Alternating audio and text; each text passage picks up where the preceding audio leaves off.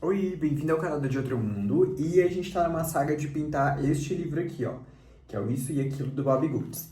Nós já pintamos a primeira página juntos, que é essa daqui. Aí nesse vídeo eu vou te mostrar o tutorial de como que a gente vai pintar esta página fofa.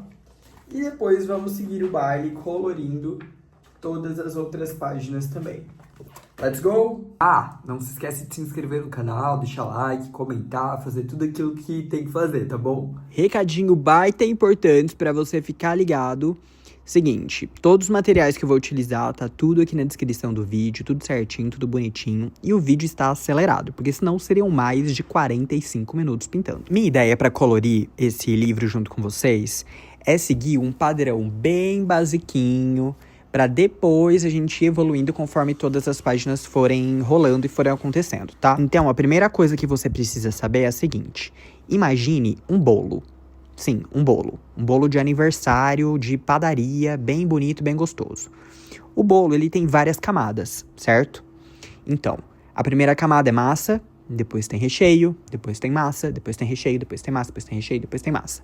Depois tem uma cobertura de chantilly bem gostosa, né? Um creminho ali bem perfeito. E na parte de cima, normalmente, tem ali os enfeites, né? Um morango, um brigadeiro, uma gracinha, alguma coisa assim.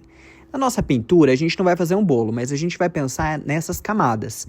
Essa primeira camada que eu tô passando, e você já percebe que meu marcador está ficando sequíssimo, é apenas uma das partes pelas quais a gente vai deixar esse desenho bem bonito. Então eu comecei pintando os passarinhos, agora estou fazendo as folhas. Você pode ir pausando esse vídeo, tá? Você não precisa utilizar literalmente as mesmas cores que eu tô utilizando, você pode utilizar outras. E um último detalhe, né, que faz parte dos recadinhos que eu deveria ter falado no começo. Do lado da minha casa está tendo uma construção. Então se você escutar umas serras elétricas, umas batidas, não se incomode, tá? Se você se incomoda, então eu peço para que você deixe um like, que você compartilhe esse vídeo, né? Para que o tio Joe aqui fique com bastante dinheiro que o YouTube pague, eu, né, no caso, para que eu tenha um estúdio, né, gente? Outro detalhe muito legal é que eu comprei umas folhas, que são folhas de... Sabe aquelas folhas de imprimir foto? Papel de foto, esse é o nome. Então, eu tô gostando muito de utilizar esse tipo de papel para deixar embaixo da folha que eu tô pintando. Tô preferindo ele muito mais do que o acetato e tô preferindo ele muito mais do que o papelão grosso. Porque a folha, normalmente você acaba mexendo ali. E como esse papel ele é um sulfite e ele é maior, você não mexe. Então, terminou de pintar, dá pra usar outra folha, depois, não quiser utilizar, você joga fora e tá tudo bem. Depois de pintar todas as flores, todas as folhas, tá na hora de fazer um céu. E para esse céu eu resolvi pegar um azul bem bonito, bem escurão, para deixar esse céu bem colorido, né? Porque normalmente a gente usa só um tom de azul e esquece de usar os outros. E como você viu, minhas canetas já estão começando a secar. E olha que essas canetas aqui da Shin são boas, viu, menino? Eu acho o máximo quando a gente utiliza as canetas e elas começam a secar por naturalidade, né? Por uso.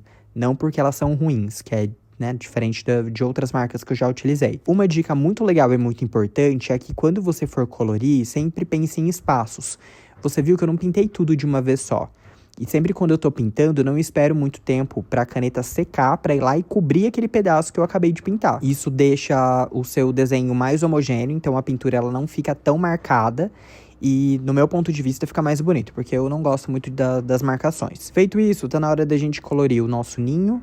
E depois a gente vai fazer a nossa próxima camada. Para essa próxima camada, a gente vai utilizar os lápis de cor. Eu amo demais esses lápis de cor da Norma. Esses lápis de cor, eles são mais grossos, então ele evita de ficar quebrando a ponta o tempo inteiro. E para fazer degradê, para mim, né, nesses 13 anos aí de pintura, foram os que eu mais gostei de utilizar. Para fazer o degradê, a gente vai fazer uma luz e sombra sempre do traço de dentro do personagem para fora. O que eu quero dizer com isso é o seguinte: tudo que tiver no meio do personagem, ele vai ficar mais claro. E tudo que tiver dentro, perto da bordinha do traço, né, ali onde eu tô fazendo a asa, ela vai ficar mais escura. Agora no rabinho, ó. Aqui eu tô utilizando um amarelo, que ele é quase que um mostarda. Se você quiser utilizar já de cara um laranja ou um mostarda, né, não sei a quantidade de lápis de cor que você tem aí, esse meu, ele é de 36 cores. Ou 24. Acho que é 36. Enfim, você pode utilizar também o laranja. Você pode ver que eu utilizei duas cores diferentes para fazer o degradê. E olha o efeito que ele dá só de passar um pouquinho do lápis de cor laranja ali junto com aquele mostarda. Deixa eu dar um efeito super bonito.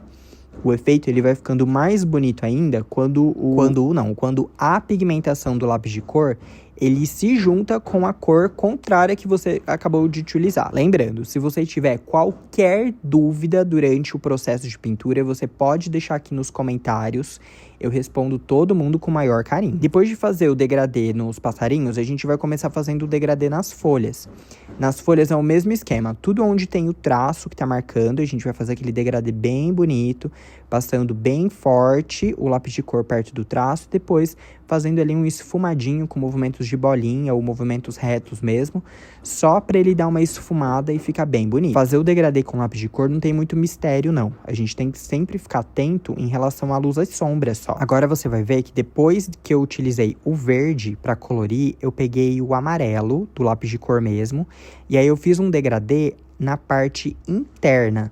Agora levando da parte interna para a parte externa, ou seja, da parte de dentro para a parte de fora. Quando a gente faz esse tipo de degradê, ele transparece melhor, fica muito mais bonito aos nossos olhos, porque ele dá uma pigmentação ali para aquela folha de folha viva, sabe? De energia. Agora, para as flores, eu sempre pego um tom muito mais escuro do que aquele que foi pintado.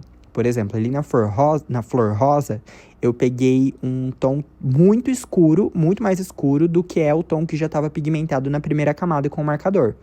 Ali com o verde foi a única cor que eu peguei um pouquinho mais claro para não ficar tão parecido com as folhas. E para fazer esse degradê é muito simples. Perto do miolo, na partezinha amarela, você vai fazer ele muito forte, você pode colocar muita intensidade e depois você vai levando esse tom até o final da pétala, ou até metadinha. Com lápis de cor branco, você vai fazer um degradê, que vai começar lá do final da folha e aí você vai levando para a parte mais escura. E o degradê ele fica super bonito, fica perfeito. Ah, Joe, não tenho lápis branco, posso usar caneta? Super pode. A minha dica é que assim, eu não gosto muito de utilizar a caneta branca porque eu acho que fica muito marcado. Se você gosta, zero problemas. A dica que eu vou te dar é, quando você passar a caneta, você pega o seu dedo e dá uma esfumada pra dentro, pra parte do miolo. Dele vai ficar ali um degradê bem bonito também. E não vai ficar tão marcado. Nessa parte da folha, né, da lista de pintura, eu passei ali só um marcador. Enquanto secava, eu comecei a fazer um degradê com lápis de cor laranja na parte do caule, né, dos gravetinhos ali que estão segurando as folhas e as flores. E o segredinho aqui vai ser a mesma coisa. Sempre perto da folha ou das flores, você vai deixar um tom mais escuro.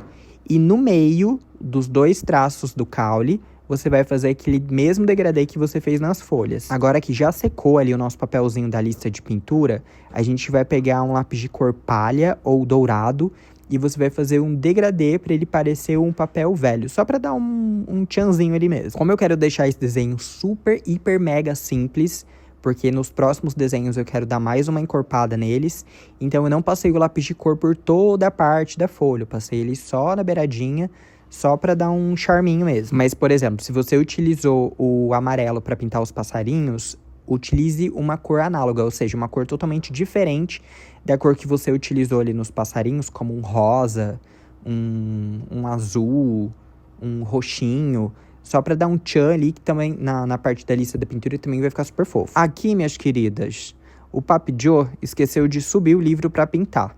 Mas o que eu tô fazendo é fazendo o mesmo esquema que eu utilizei pra fazer as folhas, as flores, né? Todo o degradê, os passarinhos, é o mesmo esquema. Aí eu já finalizo o vídeo, mas eu filmei depois novamente pra você ver como que ficou todo o processo. Olha só que fofinho que ficou aqui essa parte do ninho, o degradê dos passarinhos, das folhas, das flores.